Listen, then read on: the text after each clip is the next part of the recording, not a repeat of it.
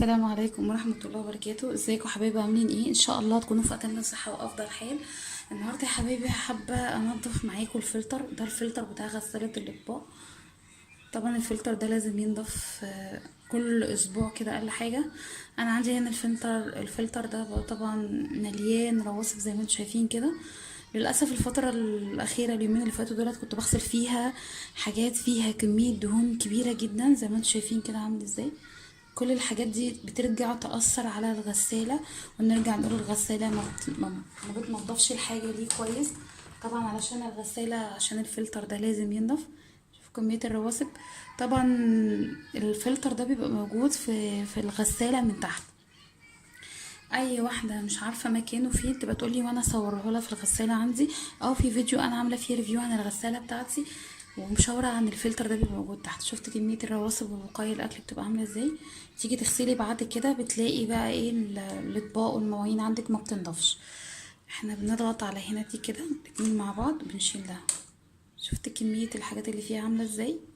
للاسف شوربه وحاجات كانت باقيه. وشوف الحاجات ده تقريبا كده ولا قراولي ولا تقريبا اللي بنحطه في الشوربه. فالحاجات دي بتاثر على الغساله وبتاثر على ادائها، وبتاثر كمان على عمر الغساله، فلازم ننضفها طبعا الكلام ده اول باول. تمام. دي طبعا بتتشال، بس انا يعني السهوله مش يعني تركيبها وفكها انا مش هشيلها، بس هي دي بتتشال برضو عادي جدا وبتنضفيها زي ديت. بس انا في الغالب ما بشيلهاش، بنضفها كده. طبعا بنضفها بايه؟ اللي هو مسحوق بريل اللي عندك. عندك الفرشه ديت، الفرشه دي جميله جدا وطبعا معروفه وموجوده في كل الادوات المنزليه. لو انت مش عندك الفرشه دي ما تصعبيش عليكي امورك، اي فرشه اسنان بتاعت تنظيف الاسنان. تمام كده. الموضوع سهل وبسيط جدا يا بنات. هتروحوا حاطين اول حاجه تروحوا حاطين كده الصابون عليها، على المنطقه كده كلها المجاوره.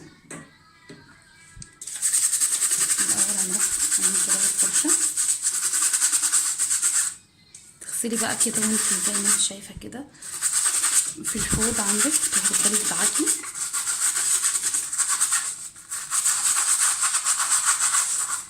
ندعك الحته دي كلها، وندعك برضو الحته دي كده ندعكها.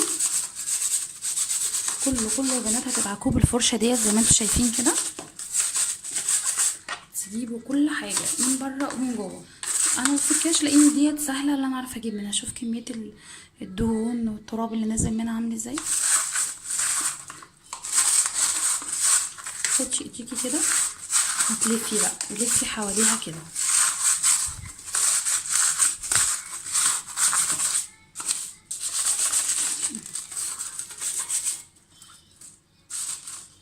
هي دي بتتشال، بس انا بصراحه ما بحبش اشيلها عشان اشيل واركب. دي بتتشال بكل سهوله، فبشيل وبركب دي على طول. اما دي بغسلها كده تمام كده. كميه الدهون ودي برضو هنعمل فيها كده.